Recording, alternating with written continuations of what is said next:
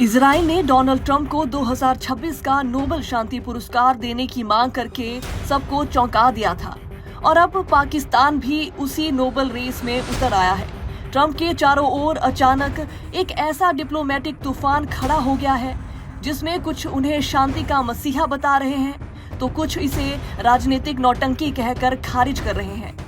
हाल ही पाकिस्तान के army chief Asim Munir ने Trump को ग्लोबल शांति का ब्रांड एम्बेसडर तक कह डाला।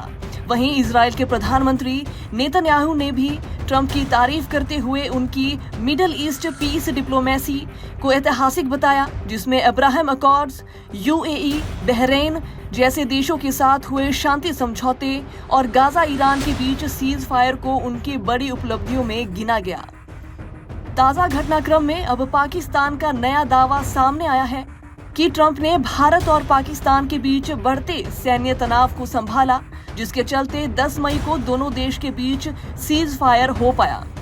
पाकिस्तान के विदेश मंत्री इशक दार ने इस संबंध में नॉर्वे की नोबेल कमेटी को एक ऑफिशियल लेटर भी भेजा है, लेकिन भारत ने इस पूरे नैरेटिव को सिरे से खारिज कर दिया और भारत के विदेश मंत्रालय ने स्पष्ट शब्दों में कहा कि इंडिया पाकिस्तान सीज फायर किसी थर्ड पार्टी मेडिटेशन का नतीजा नहीं था, बल्कि ये फैसला दोनों देशों की अपनी सेनाओं के आपसी बातचीत से लिया गया था, जिसमें ट्रंप की कोई भूमिका नहीं थी।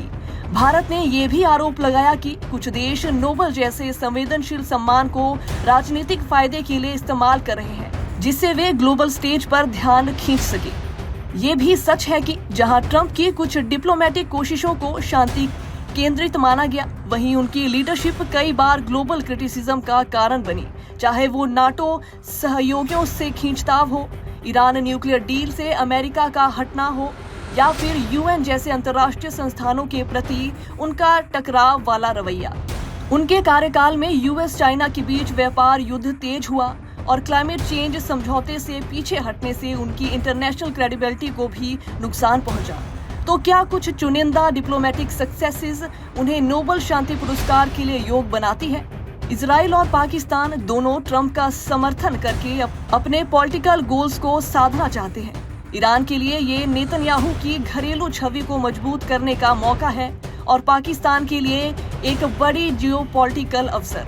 लेकिन असली सवाल ये है, क्या ट्रंप की डिप्लोमेसी ने सच में लंबे समय के लिए ग्लोबल पीस को बढ़ावा दिया है या ये सिर्फ कुछ टैक्टिकल समझौते और मीडिया ऑप्टिक्स तक की सीमित रहा? क्या उनकी लीडरशिप ने दुनिया को और ज्यादा सुरक्षित और इंक्लूसिव बनाया है? क्या ये सच में नोबेल पीस प्राइज है या फिर सावधानी से स्क्रिप्ट किया गया एक राजनीतिक तोहफा?